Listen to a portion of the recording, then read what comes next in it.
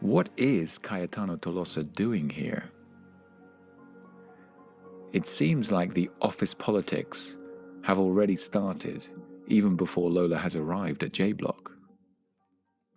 Have you heard the expression office politics before? It's when somebody has a hidden agenda to advance themselves, normally at the expense of the other people in their team. It involves gossip, rumor, talking behind people's backs. Have you ever experienced office politics? You probably have, because it exists in almost every corporate environment. Over the next few episodes, we are going to find out how Lola deals with the office politics in her company. But right now, let's go back to the beginning of the chapter and the very first sentence. Listen to this again. It was 8:45 a.m., and J.J. Thompson was sitting at his desk trying to write a mission statement that truly expressed the purpose of his company. What is the point of a mission statement? Do you know the mission statement of your company? Well, a mission statement is intended to explain the purpose of the company. What is it that the company does right now? It's also meant to communicate a sense of the company's core values. And that is a subject that we discussed in the last episode.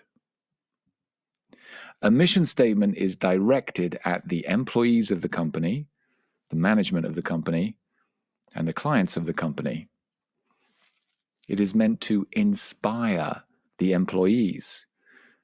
It is meant to focus the minds of the leadership team. And it is meant to connect the company with the consumers at a deeper level. Mission statements are meant to do all this in just one or two sentences, which makes them very difficult to write, as J.J. Thompson is finding out. I think what would be helpful is if we looked at, we analyzed some really effective mission statements. Then we can understand what makes a great mission statement and how to write them. So I have chosen 3, and we're going to play a little game. I'm going to read the mission statement to you, and you are going to guess the company. Even if you've never heard the mission statement before, there's a chance that you will recognize the company within the mission statement. Okay, here's the first one. Are you ready? Listen carefully.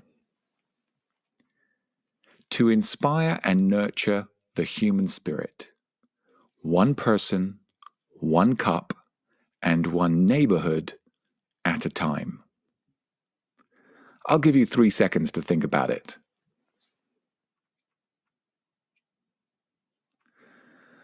Okay, the clue is the one cup, one neighborhood. Did you get it? It is, of course, Starbucks. To inspire and nurture the human spirit, one person, one cup, one neighborhood at a time. That is a fabulous mission statement, and it does exactly what it's intended to do. It inspires the employees, it focuses the mind of the leadership team, and it connects with Starbucks consumers. Okay, here's your second mission statement. Listen carefully and see if you can guess which company this is. To help women everywhere develop a positive relationship with the way they look, helping them raise their self-esteem and realize their full potential. I'll give you 3 seconds to think about it.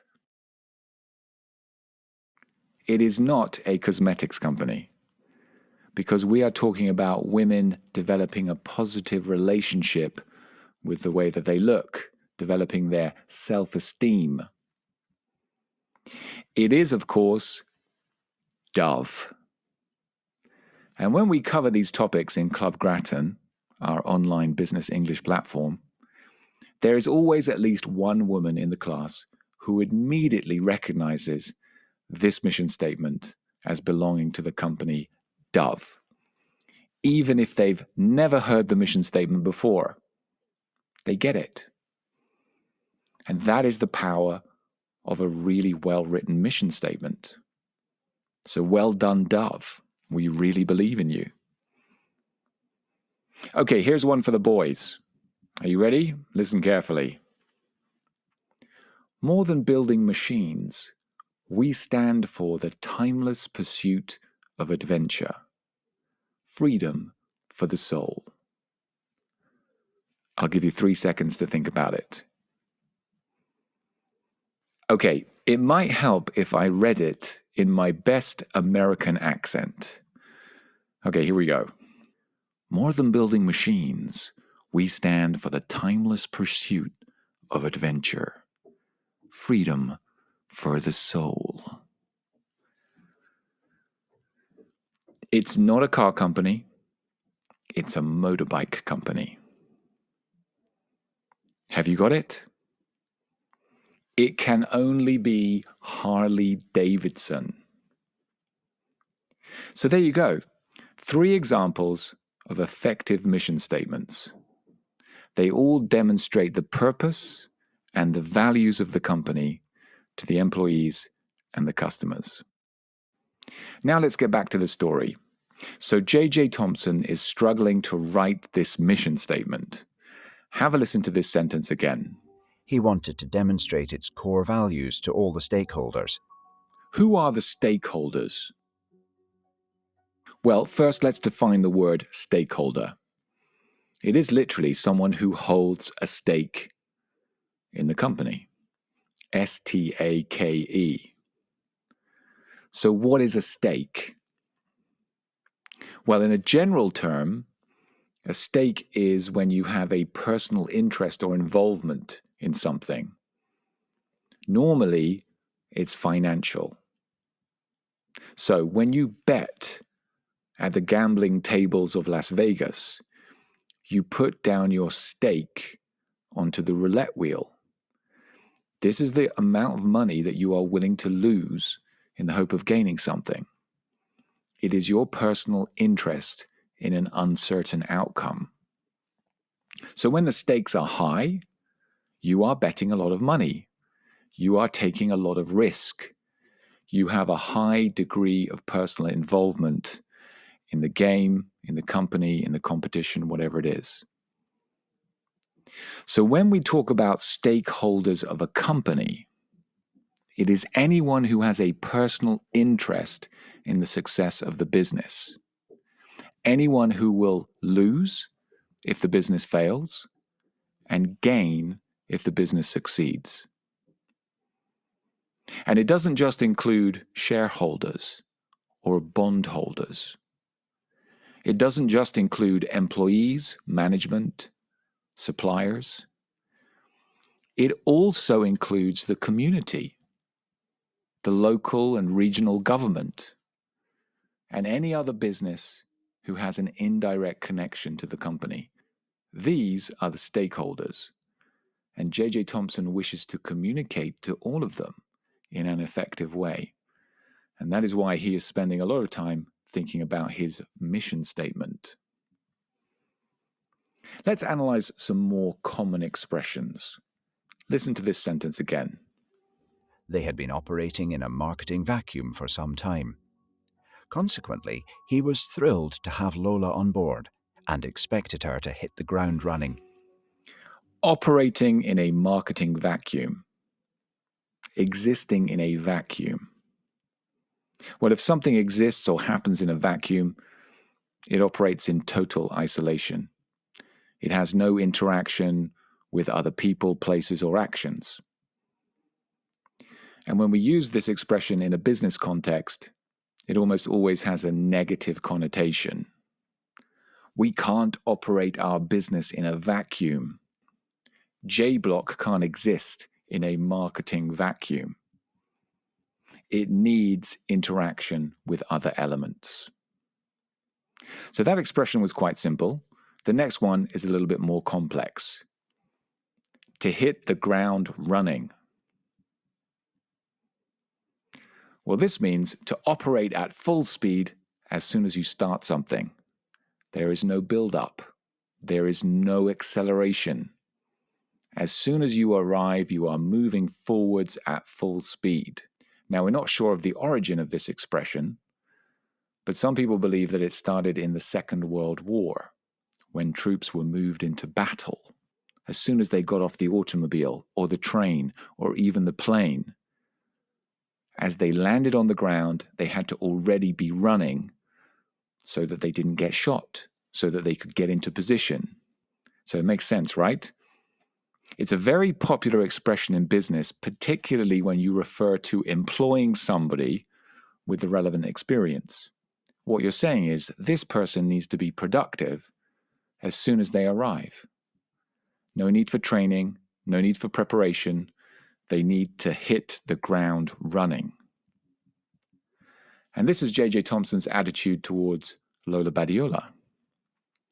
He expects her to produce immediate results. After all, she is a rainmaker, right? Okay, finally, let's turn to this character, this new character in our story, Cayetano Tolosa.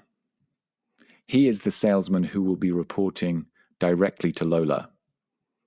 What is his background? What is his story?